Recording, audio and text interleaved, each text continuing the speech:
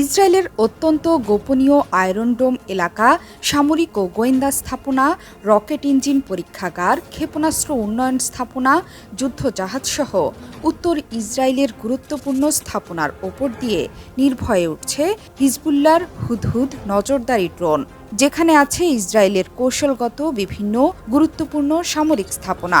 ইসরায়েলের শক্তিশালী নজরদারি ব্যবস্থাকে ফাঁকি দিয়ে হিজবুল্লাহর গোয়েন্দা ড্রোনের এই কার্যক্রমে রীতিমতো হতবাক আন্তর্জাতিক বিশ্ব।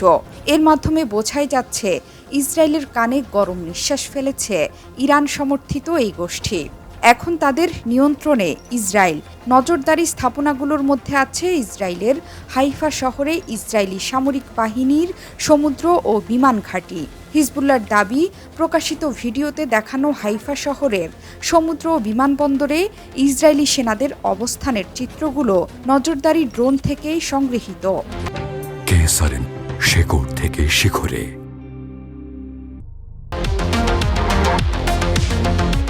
কিন্তু ভিডিও প্রকাশের পর থেকেই ইহুদিবাদী সরকার নিজের ভূখণ্ড ও আকাশসীমাকে কঠোরভাবে সুরক্ষিত বলে যে দাবি করেছে, তার প্রতি মারাত্মক চ্যালেঞ্জ ছুড়ে দিয়েছে এই ভিডিও। মঙ্গলবার 9.5 মিনিটের ভিডিও ফুটেজটি নিজেদের টেলিগ্রাম চ্যানেলে প্রকাশ করেছে হিজবুল্লাহ। শিরোনাম দেয়া হয়েছে হুদহুদ যা বহন করে এনেছে। দৃশ্যত হুদহুদ নামের গোয়েন্দা ড্রোন ব্যবহার করে ইসরায়েলি স্থাপনাগুলোর ভিডিও দৃশ্য ধারণ করেছে হিজবুল্লাহ। ভিডিওতে হাইফা এবং আশপাশের আবাসিক ও সামরিক স্থাপনার দৃশ্য আছে। হিজবুল্লাহর ড্রোন সক্ষমতা সামাল দিতে যে ইসরায়েল সত্যিই বেসামাল হয়ে পড়েছে, এই ভিডিও ফুটেজে তা আরেকবার প্রমাণিত হয়েছে। নবী হজরত সুলাইমানের দরবারে হুদহুদ নামের একটি পাখি ছিল। সেটি আকাশে উড়ে উড়ে হজরতের জন্য নানা গোয়েন্দা তথ্য সংগ্রহ করে আনত।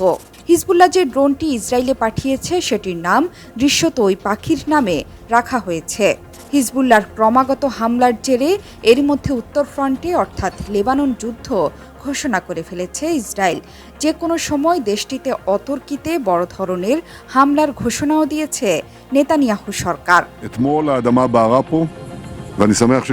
লেবাননে হামলার অপারেশনাল প্ল্যানও অনুমোদন করেছে ইসরায়েল। মঙ্গলবার দেশটির সেনাবাহিনী বলেছে, সীমান্তে ইসরায়েলি সেনা ও যোদ্ধা গোষ্ঠী হিজবুল্লাহর মধ্যে গুলি বিনিময়ের পর এই অপারেশন অনুমোদন ও বৈধতা দেওয়া হয়েছে। তারা বলেছে, নর্দার্ন কমান্ডে পরিস্থিতি মূল্যায়নে ইসরায়েলি সেনাবাহিনীর সিনিয়র কর্মকর্তারা যৌথ এক বৈঠক করেছে। তাতে এই অনুমোদন দেওয়া হয়। এরই মধ্যে হিজবুল্লাহকে ধ্বংস করে দেওয়ার অঙ্গীকার করেছে ইসরায়েল। অন্যদিকে একই দিনে ইসরায়েলের একটি সামরিক ঘাঁটিতে বড় ধরনের বিমান হামলা চালানোর কথা জানিয়েছে হিজবুল্লাহ।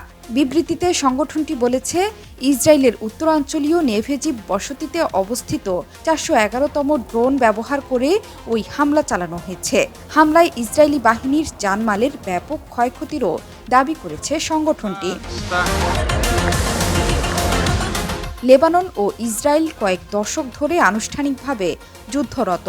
1982 সালে ইসরায়েল লেবাননে আক্রমণ চালিয়ে রাজধানী বৈরুত পর্যন্ত ট্যাঙ্ক পাঠিয়েছিল। 22 বছর ধরে দক্ষিণ লেবানন দখল করে রাখে ইসরায়েল। সেখানে ইসরায়েলের বিরুদ্ধে প্রতিরোধ গড়ে তোলে এই অঞ্চল থেকে বিতাড়িত করে তাদের। হিজবুল্লাহ ইরান সমর্থিত একটি গোষ্ঠী, যাদের আছে মধ্যপ্রাচ্যের অন্যতম শক্তিশালী আধা সামরিক বাহিনী।